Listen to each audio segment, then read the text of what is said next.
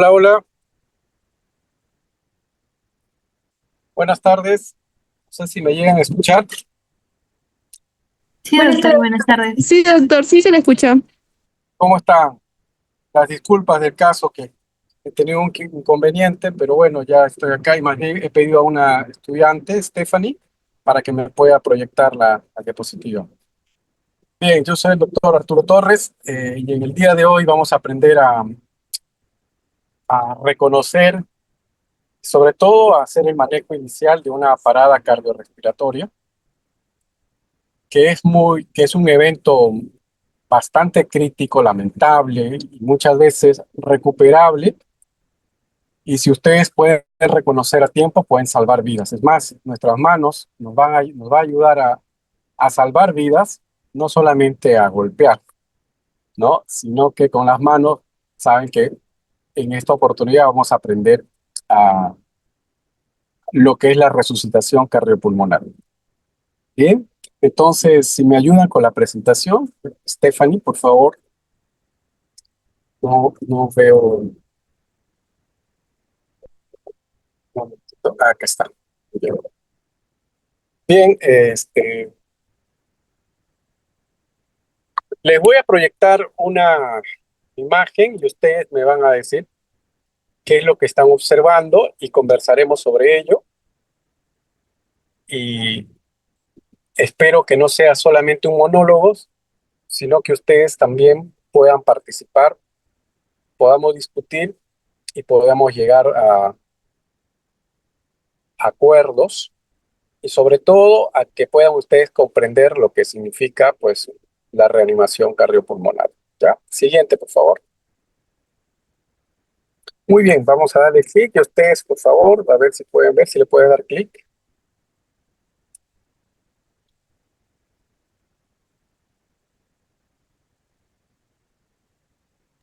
Doctor, es que lo que pasa es que está en PDF. En PDF o, bueno, no importa. Acá la imagen era, este es un deportista chino que estaba jugando badminton y de pronto se desploma, cae al suelo y empieza a hacer algunos movimientos, pero los que están alrededor acuden a verlo, no saben qué hacer y bueno, esto en realidad, al final, esta persona fallece, ¿no? Entonces, lo que quería ver era que ustedes puedan apreciar cómo se suscitan las cosas y que me podían decir qué es lo que estaba pasando. Siguiente, en en la siguiente imagen, tampoco que no van a poder ver, lo que te pasé han sido PDF, Stephanie.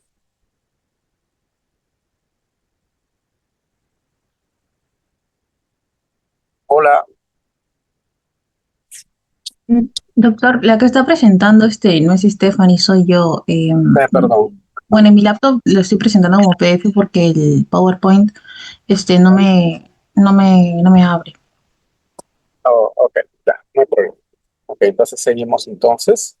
Ya, bien, un ratito.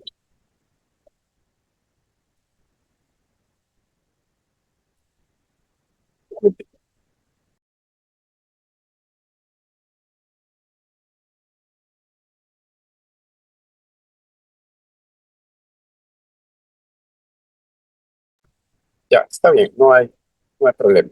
Entonces seguimos con la presentación.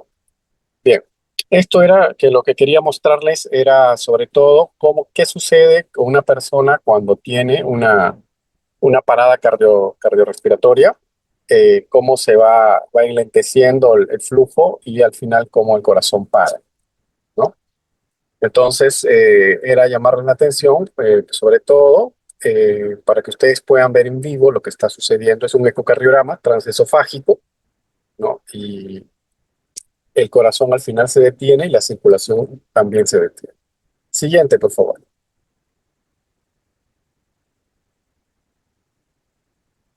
Muy bien. Entonces, vamos a aprender lo que es una parada cardiorrespiratoria y sobre todo nos vamos a centrar qué es lo que es la cadena de supervivencia, ¿Y en qué consiste la reanimación cardiopulmonar y cerebral? Y decimos cerebral porque al final uno de los órganos que tenemos que preservar es el cerebro, ¿ya? Y va a depender sobre todo qué tan rápido podamos reconocer una parada cardíaca y qué tan bien podamos realizar las compresiones torácicas, lo que se denomina de alta calidad. Siguiente. Bien, entonces una de las preguntas que quiero hacerles es, ¿por qué creen ustedes que este tema es útil para su formación como futuros médicos? Quisiera ver que alguien me pueda comentar, participar, que me diga por qué debemos aprender este tema desde pregrado y no necesariamente cuando ya son médicos. Les escucho.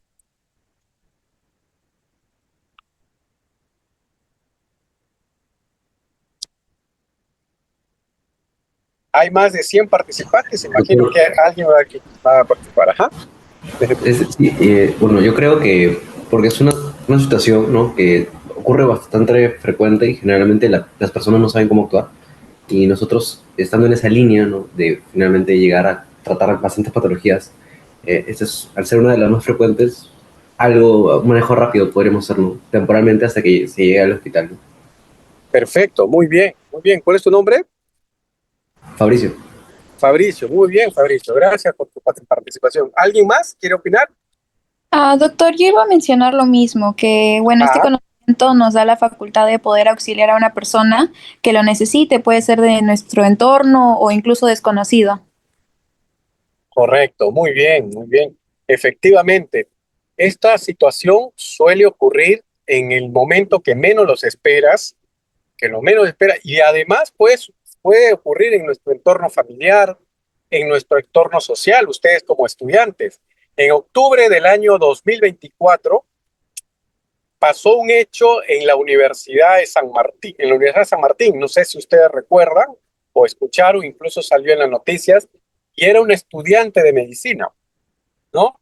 Que ocurrió esto y los estudiantes que estaban alrededor e incluso los docentes, profesores, según las versiones y según lo que comentaron los estudiantes, no pudieron hacer mucho, realmente no iniciaron las maniobras y finalmente cuando ya llegó la, la ambulancia, cuando ya llegaron tal vez a algunas otras personas, pues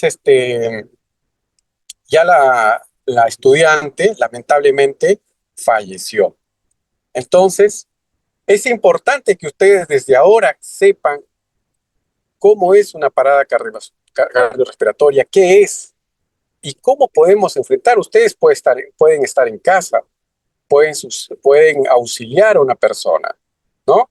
Entonces, y cuando estamos en pregrado o siendo estudiantes, pues estar con nuestras batas, con nuestros mandiles, con nuestro scrap, pues nos hace sentir médicos, ¿no? A veces estamos felices, pero cuando a veces ocurre en la calle algo, y si te ven con bata, te dice, ahí hay un médico, ahí está un médico, y en ese momento te quieres esconder, ¿no? Te quieres que desaparecer porque a veces no sabes qué hacer. Entonces, pero si estamos preparados, podemos ayudar y podemos salvar vidas, definitivamente, ¿ya? Entonces, y eso pues nos va a acompañar durante toda nuestra formación, e incluso cuando ya seamos médicos, pues vamos a estar, sobre todo, seremos capaces de poder identificar y trabajar en equipo, porque ojo, cuando uno está haciendo, cuando reconoce una parada, no es solamente una persona, es un grupo de personas que nos van a ayudar a salvar, ¿ya? Muy bien, entonces sigamos a la otra diapositiva, por favor. Eh, ¿Por qué es importante? Pues miren, fíjense ustedes que yo conversaba con los estudiantes cuando estaban rotando conmigo. ¿Por qué es importante reanimar, identificar a un paciente que ha sufrido una parada cardiorrespiratoria?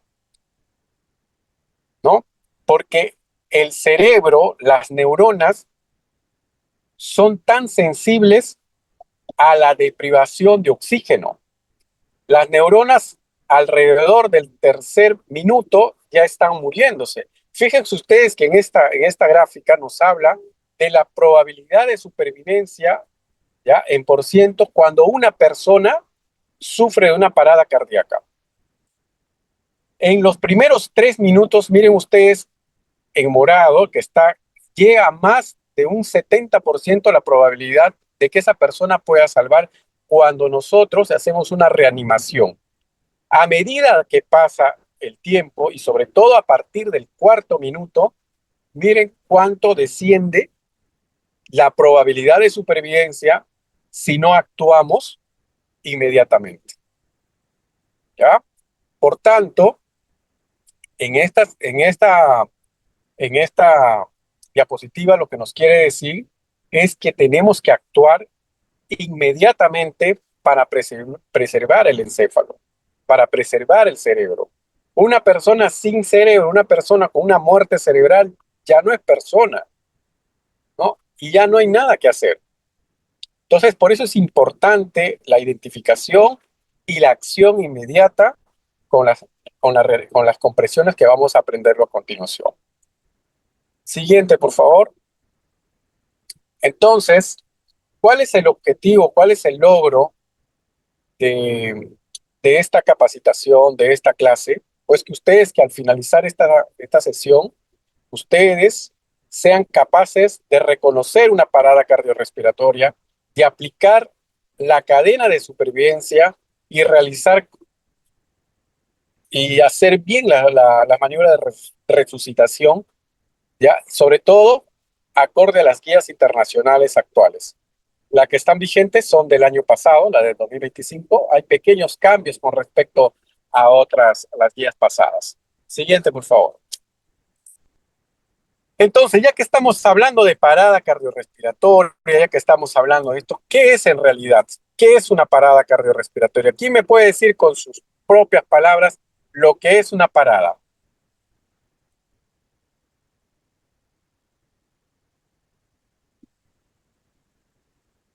¿Alguien? ¿Se puede guiar de lo que está ahí en la diapositiva?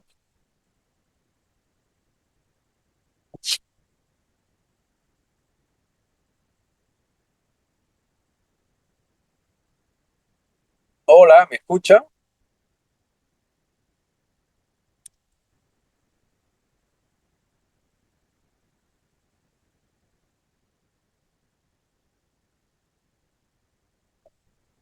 Hola,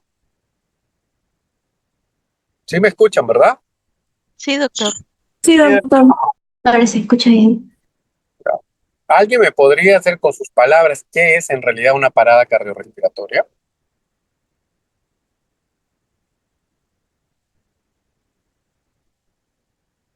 ¿Alguien se anima?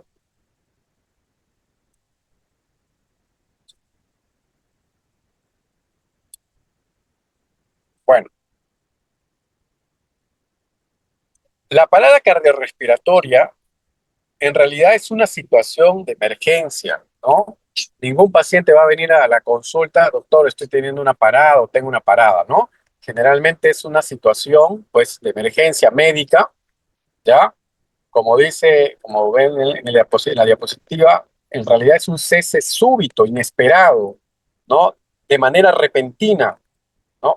Que se suscita en cualquier momento, en cualquier lugar, y que es un cese de la circulación, de la función cardíaca, de la función del corazón como bomba. Se detiene la circulación y por ende hay una privación de oxígeno y las células que se afectan son las neuronas en el menor tiempo posible. Entonces, es una situación de emergencia, es una situación de mucha ansiedad, sobre todo en el personal no entrenado, y que realmente es bastante grave. Y lo mejor de todo esto, entre lo peor, digamos, es que es potencialmente reversible. Si tú lo identificas, es, tiene alta probabilidad de que esta persona pueda sobrevivir. ¿Ya? Siguiente. Entonces, hablamos también de cadena de supervivencia. ¿Qué es la cadena de supervivencia? No es más que son pasos que debemos seguir para poder rescatar a una paciente o un paciente que sufre una parada cardiorrespiratoria. Y dentro de esta cadena, yo les quisiera preguntar, a juicio de ustedes, ¿Cuál es el paso más importante?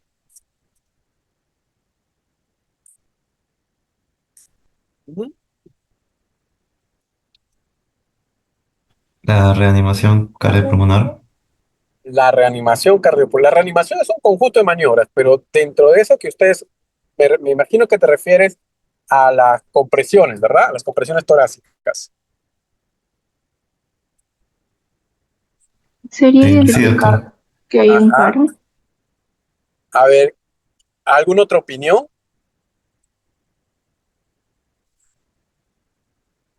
La identificación del paro cardíaco. ¿Qué es una cadena? ¿No es cierto? Es una unión de eslabones. ¿Qué pasa si un eslabón, cualquiera de ellos, se quiebra? ¿Servirá la cadena? No. No. No, No, ¿verdad? doctor. Por tanto, ninguno de los pasos por separado es más importante que el otro.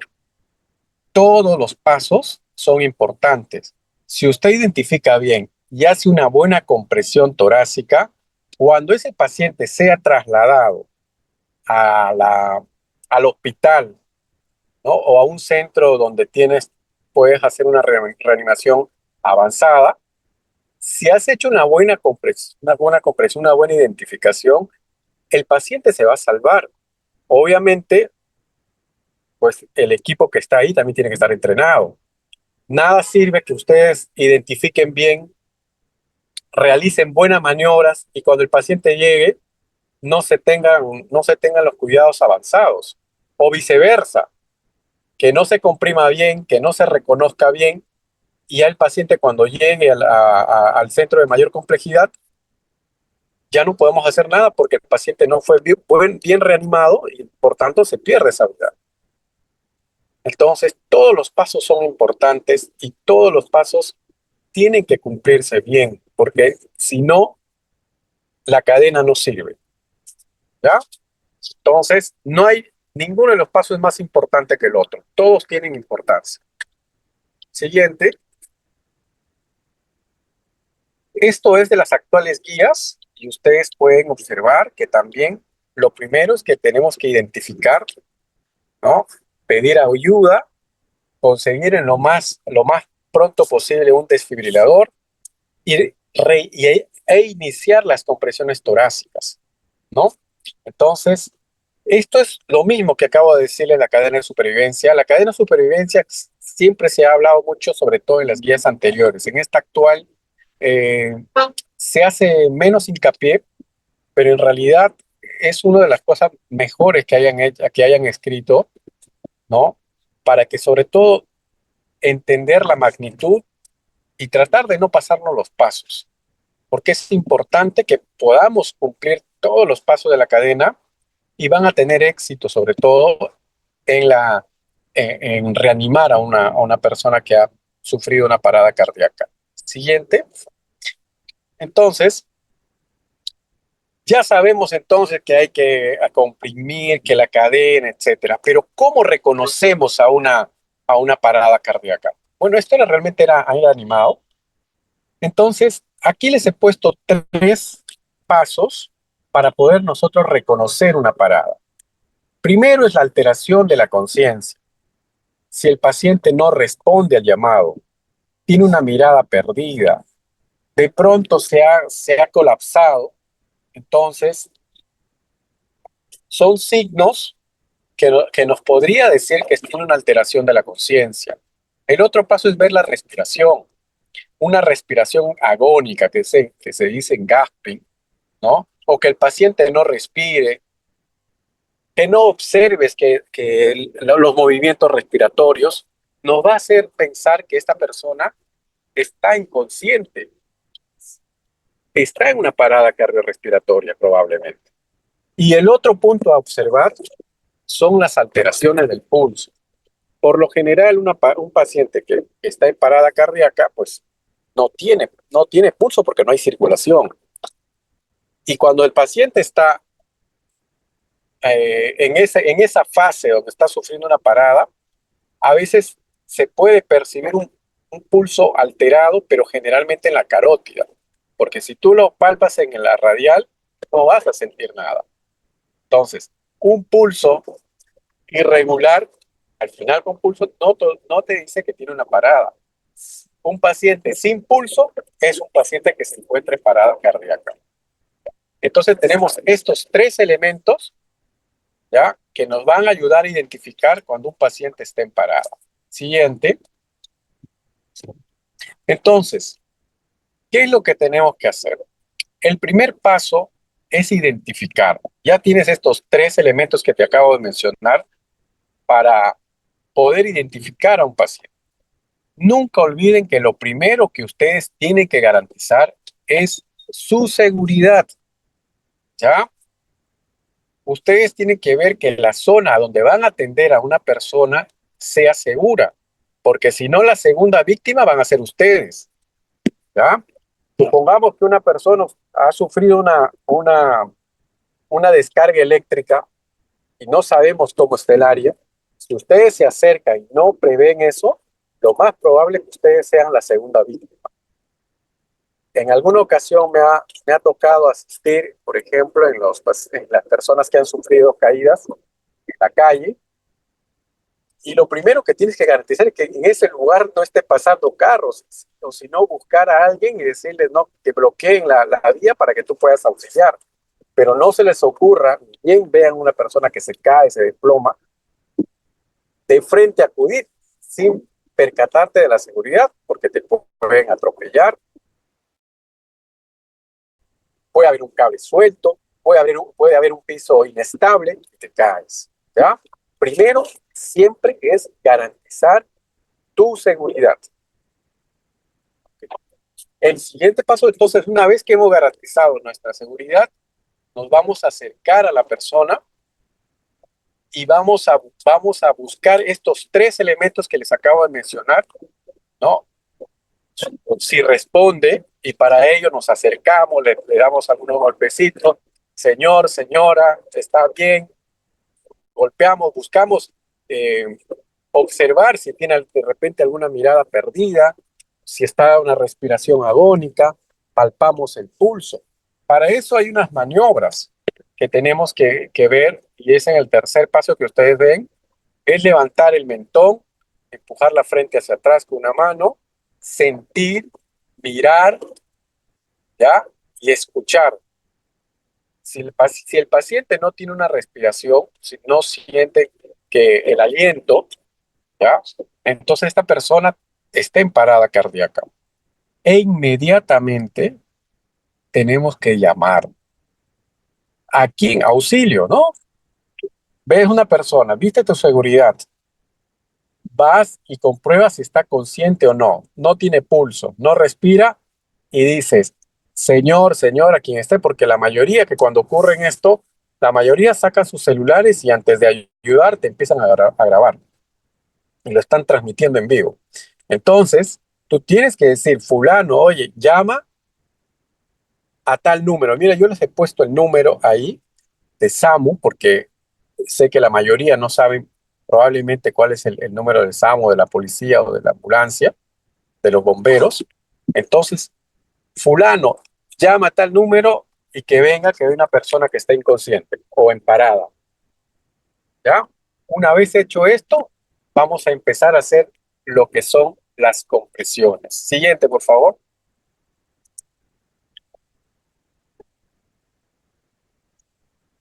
Siguiente. Entonces, ya hemos hecho el primer eslabón, el primer paso de la cadena de supervivencia. Hemos identificado y hemos llamado y hemos pedido auxilio. Si estás solo, que puede ocurrir en casa, identificas, sales inmediatamente a la ventana o gritas y pides auxilio. Acto seguido, tienes que empezar con el segundo paso de la cadena de supervivencia, que es las compresiones torácicas. Hasta aquí, ¿alguna duda, alguna pregunta?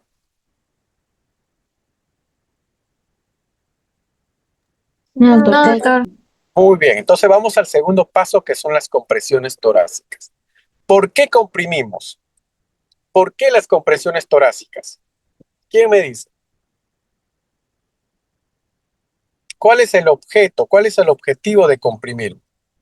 De repente activar el nodo sinusal, estimularlo. Activar el nodo sinusal. Ajá, ¿qué más? ¿Qué podría ser? Simular la función del corazón. Correcto. Lo que vamos a hacer es una especie de bomba externa. Vamos a hacer que el corazón funcione. ¿Y para qué? ¿Cuál es el objetivo? ¿Para qué vamos a imitar la función cardíaca? Para evitar daños neurológicos. Ese es el fin, ¿no? Pero vamos a tratar de simular que siga la circulación, que siga llegando sangre al cerebro, que siga llegando, que siga circulando, y eso mismo, el corazón también se va a nutrir y se va a reactivar. Recuerden las propiedades que tiene el corazón, ¿no? Una de sus propiedades que tiene es el automatismo, pero el automatismo sin irrigación, sin circulación, no va a funcionar. Entonces nosotros al comprimir, vamos a hacer la función de bomba del corazón, sístole y diástole, al momento de descomprimir. ¿Ya? Entonces, siguiente, por favor. Entonces, las compresiones torácicas constituyen uno de los pasos importantes, y no el más importante, sino importante, que tenemos que realizarlo correctamente para poder imitar la función del corazón y garantizar una buena circulación. Las compresiones no solamente es presionar el pecho, sino hay que hacer unas compresiones de alta calidad. ¿Ya? ¿Y cómo vamos a hacer esas compresiones? Siguiente, por favor. Miren la posición correcta que que debemos colocar. En primer lugar, nos ponemos al costado del paciente, a la altura del hombro. ¿Ya? Vamos a colocar nuestros brazos bien extendidos en ángulo de 90 grados alrededor de, ustedes ven en el paso 4 una cruz que es la fosa sifoidea, ¿no? Ahí vamos a colocar nuestros pulpejos, nuestras palmas, ¿ya? Y una sobre otra con los hombros bien extendidos, tal como muestra una figura, y vamos a comprimir, balancearnos sobre nuestra columna. No es los brazos, ¿ya? Es todo el peso del cuerpo comprimiendo, y sobre todo, importante, que esa profundidad debe ser entre 5 a 6 centímetros, con una frecuencia entre 100 a 120 latidos por minuto. ¿Y por qué es importante esto? Porque tenemos que darle tiempo a la diástole. Recuerden que en la diástole se llenan las arterias coronarias, ¿ya? Entonces, esta compresión, si nosotros hacemos incorrectamente la postura, nos vamos a cansar y podemos lesionarnos nosotros y lesionar al paciente. Por tanto, es importante la correcta posición para hacer las maniobras de resucitación. Algo importante es, si usted va a dejar de comprimir, ya, es importante que no sea por más de 10 segundos y que sea fundamentalmente para buscar si hay ritmo, si hay pulso o para el uso del desfibrilador. ¿Ya? No puedes dejar de comprimir, porque recuerde lo que estamos garantizando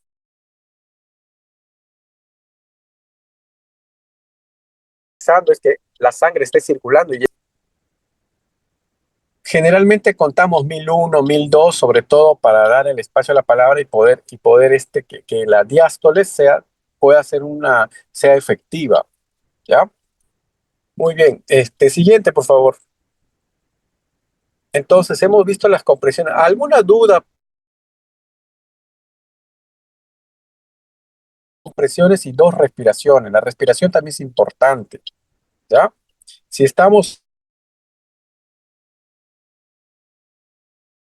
solos, pues habrá que dar 30 compresiones y damos dos respiraciones. Si estamos los 15 y una respiración. ¿Alguna duda, alguna pregunta hasta aquí? ¿Todo claro? Sí, doctor.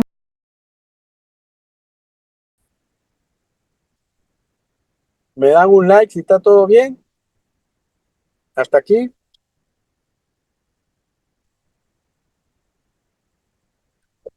Muy bien, parece que entendieron. Vamos entonces a la siguiente diapositiva, por favor. Entonces, hay algo importante. Mire, cuando nosotros estamos reanimando, es importante que busquen y que llamen también a alguien, una vez que ya haya llegado la ambulancia, que vengan con un desfibrilador. En algunos centros comerciales, a veces, y digo a veces porque en algunos he visitado, no todos tienen un desfibrilador.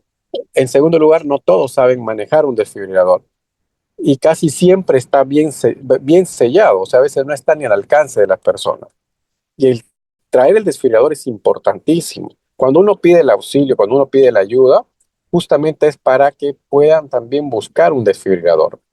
La gran mayoría de las paradas cardiorrespiratorias se pueden dar en fibrilación ventricular o en asistolia, por lo general. Pero hay otras modalidades que les voy a mostrar en un momento de paro cardíaco. ¿Ya? Aquí no importa en este momento cuál ha sido la causa del paro cardíaco. Aquí lo que importa en estos momentos cuando ustedes estén auxiliando es que ustedes puedan identificar e iniciar la reanimación cardiopulmonar, las compresiones torácicas, hasta que llegue el apoyo, que generalmente son los bomberos o la ambulancia, ¿ya? Que ellos a veces traen el DEA. Que no a veces, por lo general, si ustedes informan, ellos traen un DEA. Siguiente, por favor. El uso del DEA. El uso del DEA en realidad es sencillo. Los DEA están justamente para las personas que no tienen ningún conocimiento en salud. Uno enciende y ni bien enciendes, el mismo desfibrilador te va a decir, el mismo DEA te va a decir dónde tienes que colocar las paletas o las almohadillas, en qué situación, y te va a decir que es un ritmo desfibrilable y te va a decir apártense. Y se inicia la descarga, ¿ya? Pero es importante siempre cuando uno socorre a una persona que ha sufrido una parada cardíaca, pues al momento de llamar es que alguien busque un desfibrilador. Lamentablemente en nuestro país no existen en la mayoría de las instituciones. Por ponerles un ejemplo, no sé, en las universidades, ¿ya? Si ustedes en la misma facultad busquen o identifiquen dónde estaría un desfibrilador. A lo mejor sí los hay y qué bacán. Pero lamentablemente yo que enseño en otra universidad, a veces también hemos puesto después, ¿ya? Pero es importante que ustedes puedan identificar como estudiantes. Siguiente. Acá hay un algoritmo de la AJA, de las nuevas guías de reanimación. Ustedes lo pueden revisar luego. Es lo mismo que acabo de mostrarlos, ¿no? Generalmente, primero identificamos al paciente, pero antes de eso, ¿qué les dije? Ver nuestra seguridad. Y vamos a buscar si el paciente respira, si tiene una respiración agónica, si tiene pulso, si está inconsciente. Y después, una vez identificado, hay que llamar y empezar las compresiones. Y si hay un desfibrilador, utilizar el desfibrilador. Y ahora dirán, profesor, pero ¿en qué momento podemos utilizar un desfibrilador?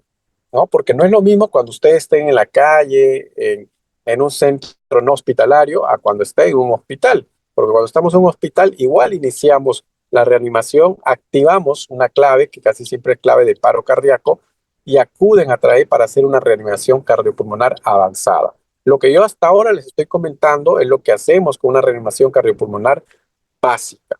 ¿Ok? Siguiente, por favor.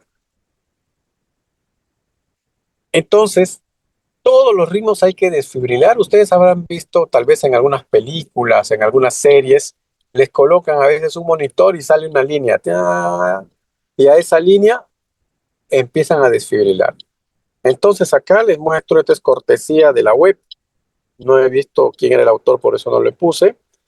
¿Cuáles son los ritmos desfibrilables y cuáles no?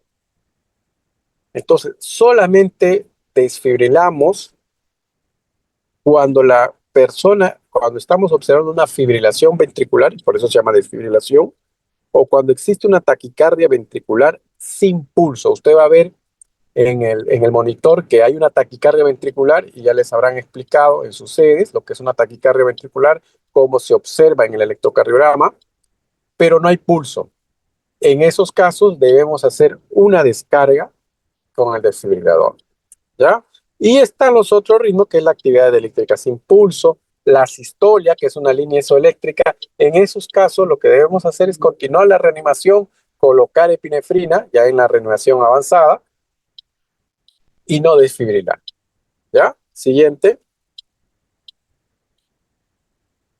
Entonces, ya hemos visto hasta acá y supongamos que hemos llegado, ya ha llegado los del SAMU, entonces lo que hacen es trasladar al paciente y uno de sus compañeros o compañeras está en un hospital. Entonces, ahí donde que lo que vamos a realizar es la reanimación cardiopulmonar avanzada. Hasta donde hemos hecho es la básica y es lo que ustedes deberían saber sí o sí como estudiantes. Y no solamente ustedes también pueden enseñar a sus familiares, a sus amigos, porque las manos salvan vidas. ¿Ya? Siguiente. Entonces, aquí hay un algoritmo, ¿no?, resumido de lo que se debería hacer paso a paso, que es lo mismo que acabo de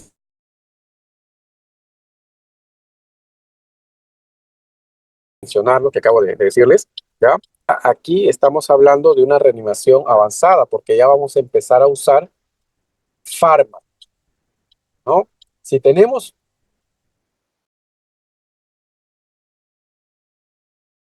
reanimar, el trabajo es en equipo. Hay un grupo de colegas, en este caso 1 o 2 personas que tienen que reanimar, porque las compresiones torácicas cansan, jóvenes. Son 2 minutos que hay que estar comprimiendo a ese ritmo y cada hora empezamos la reanimación, ¿no? Una reanimación que pase más de 20 minutos y no tenemos resultados, debemos parar, porque ya no hay recuperación. La probabilidad de que el paciente tenga un daño cerebral irreversible es alto, ¿ya? Tiene que haber alguien que vaya anotando la cantidad de fármacos que vamos colocando. Y mientras otro está también preguntando cuáles son las probables causas. Existen las 6T y las 6H que están escritas en amarilla, ¿no? Trastorno de los electrolitos, toxicidad, hipoxemia, hipovolemia, etc.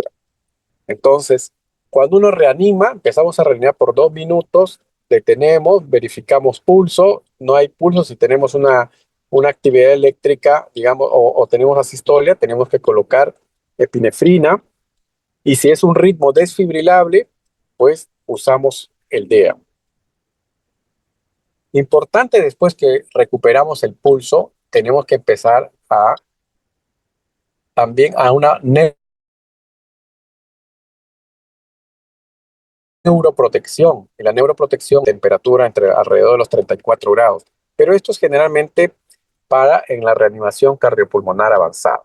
Que en realidad esto es más un manejo ya un poquito más, obviamente, médico, pero lo importante es que ustedes en la clase de hoy puedan primero saber, reconocer, identificar, pedir ayuda, iniciar las compresiones torácicas y usar bastante a una persona, y luego se encarga ya la reanimación cardiopulmonar avanzada. Siguiente, por favor.